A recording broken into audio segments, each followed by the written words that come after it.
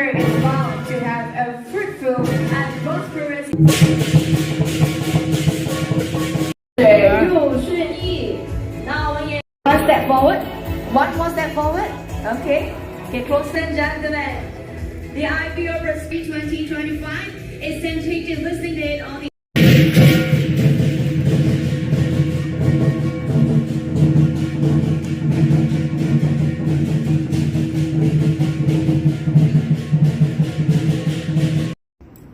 Maybe, Mr. Kanti, you can explain a bit about RichTech's business model in a nutshell. Thank you.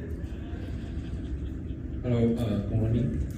RichTech Digital Berhad incorporated in 2023, September 31st. So it's mainly called the RichTech Communications Center Berhad, which doing the mobile reload and bill payment services. In RichTech Communications Center Berhad is providing the service like mobile top-up, data, game credit, application credit, or e-wallets. So in the RichTech Communications, there is two types of user under this company. So it will be a SRS corporate user and SRS end user. So in SRS corporate user, we have reload retailer and third-party mobile applications. For SRS end user, we have a user that use for their own mobile reload for prepaid and data.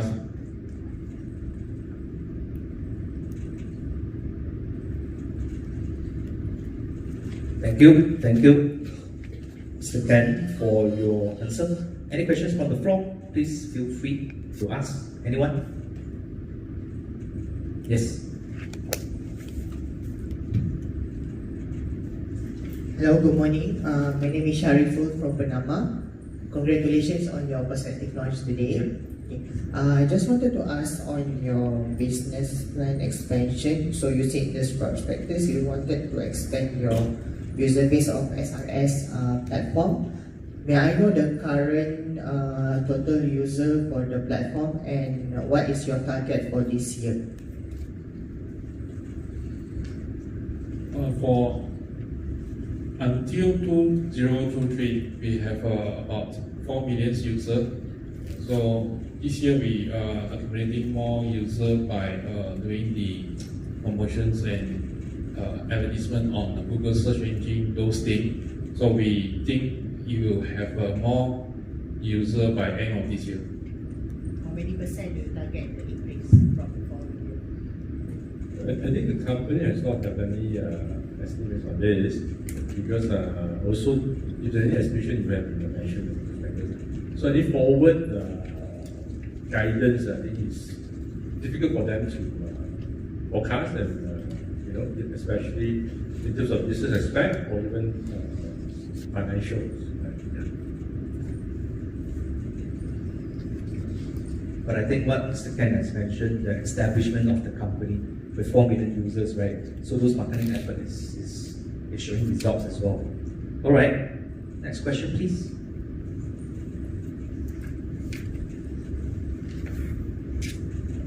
Hi, I'm TV from Singapore. For the past 3 years, your GP margin is very high, 97 to 98%.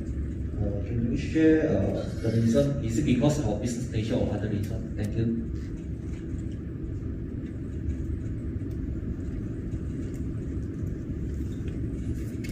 Okay, maybe first we give an explanation, a quick explanation of how the revenue or what's the revenue represent.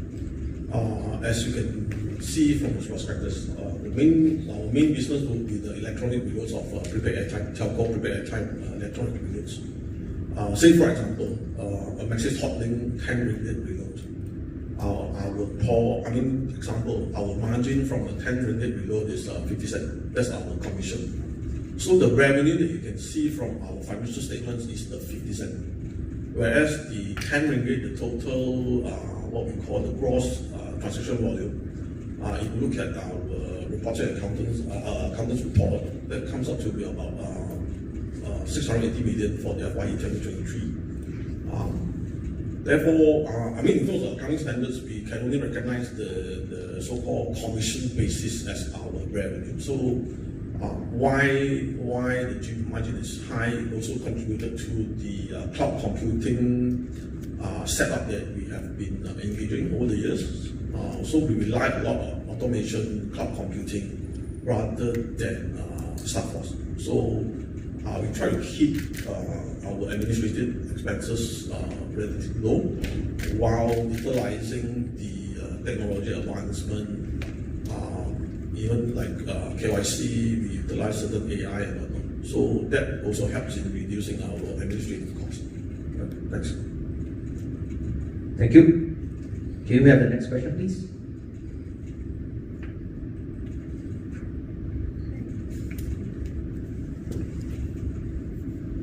Hi, I'm Hui Ping from Naya. I also want to ask about the user because I saw the IPO used for policy is to marketing, then to target attract the end user.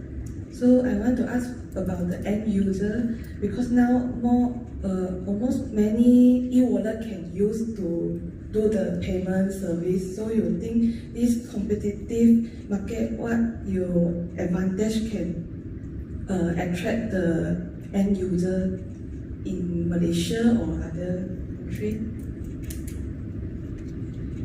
So just repeating what Ken said. In fact, the target market that we are targeting will be all the rural areas where I think the lack of service from other operators.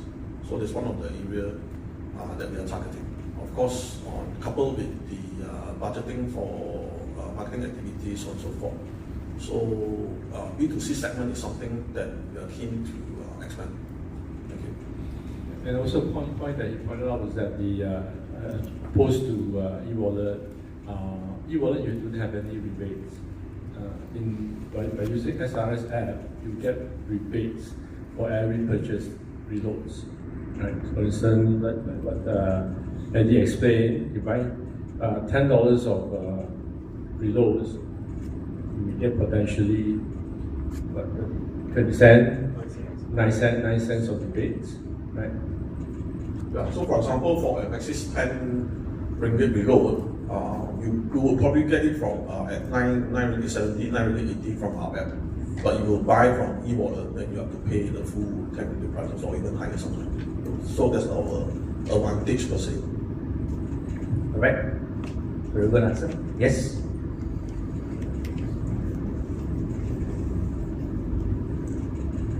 I'm Angelique from Sinjo also. Just like to ask, because you talk about the apps, so many apps in the market, and how you outstanding your apps that people will willing to download and use it.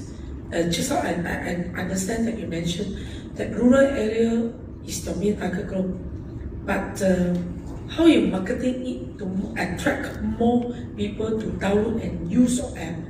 This is the first thing. And secondly, I just go through your prospectus that you have no dividend policy since your margin is high and then you have cash rich. Then is there any plan to have dividends or whatever in the future? Okay. In response to the question, I think how to distinguish our app from others would be customer loyalty, and then the accumulation of customers since 2014, and we make sure our app is as friendly as possible, targeting rural areas, word of mouth. That's how we build customer loyalty and distinguish ourselves from other mobile apps. On the dividend policy, as Ken mentioned, we are on an expansion route at the moment. So dividend declaration will depend on future profitability, availability of cash reserves, so on and so forth. We have not currently set any dividends policy. Yeah, thank you. Thank you. Probably we have time for last couple of questions. there's any. Yes. Hi, hello. I just would like to clarify about the customer base. At the currency, what is the composition between those two customer, in terms of the corporate and the end user? Which one is the largest that bring revenue to your earnings?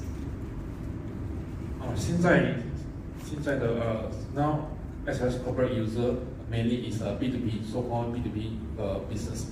So we are majority in a B2B business currently. That's why we plan to expand our customer to B2C. Thank you.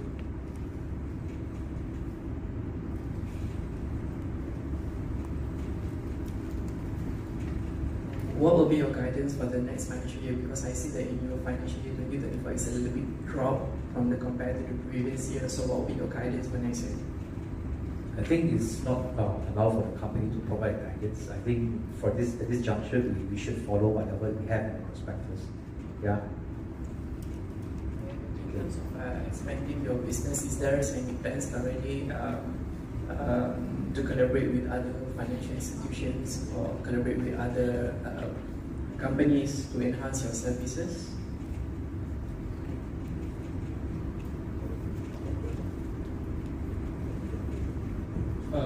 Currently, we have a collaboration with one chain store. So we are placing some banner to their retail shop to capture more end user base. So, at Prospectus